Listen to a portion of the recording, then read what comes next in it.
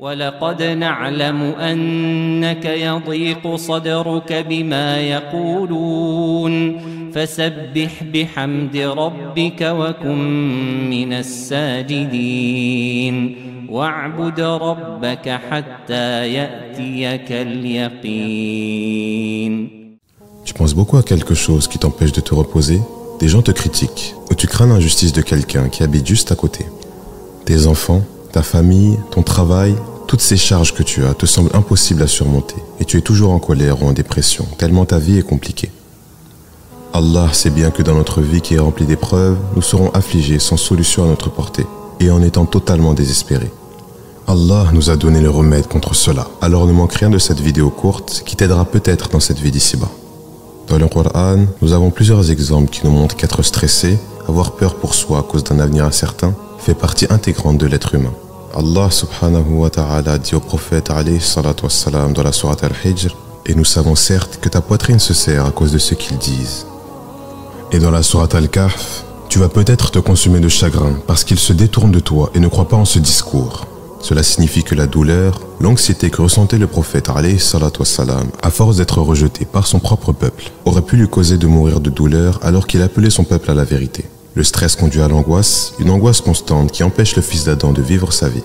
Mais elle peut être tellement dévastatrice qu'elle nous rend malades et gâche notre propre vie.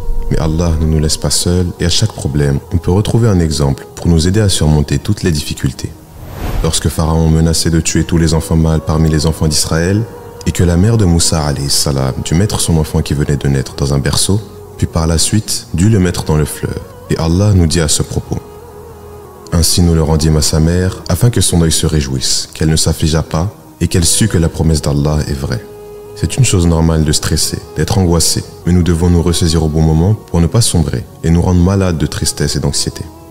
Le prophète Ya'qub, après qu'un autre de ses fils ne soit pas revenu, devint aveugle tellement il était chagriné, à tel point que ses enfants lui dirent qu'il ne cesserait d'évoquer Youssouf, jusqu'à ce qu'il ne s'épuise ou qu'il finisse décédé.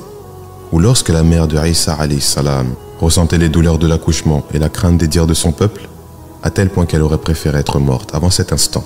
C'est alors qu'Allah lui envoyait de quoi la rassurer et une solution contre ce que son peuple allait dire sur l'enfant qu'elle apporterait. Ceux qui n'ont pas Allah avec eux finissent par se dire à quoi bon vivre si on a tant de problèmes ou de difficultés et se jettent dans le vide pour se suicider.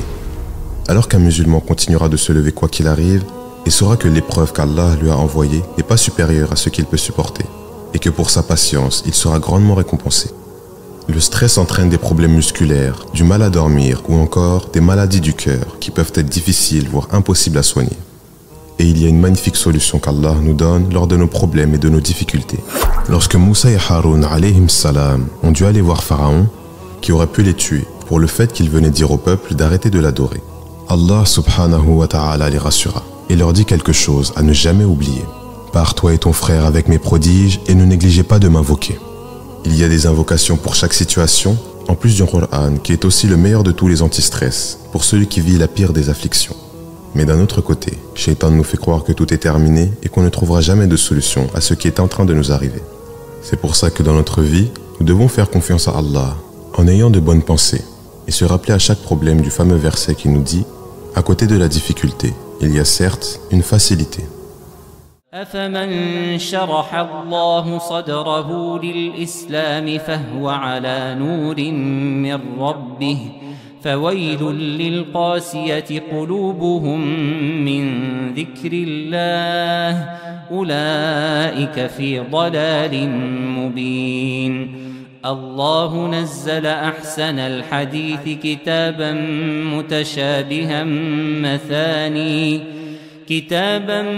متشابها مثانية تقشعر منه جلود الذين يخشون ربهم ثم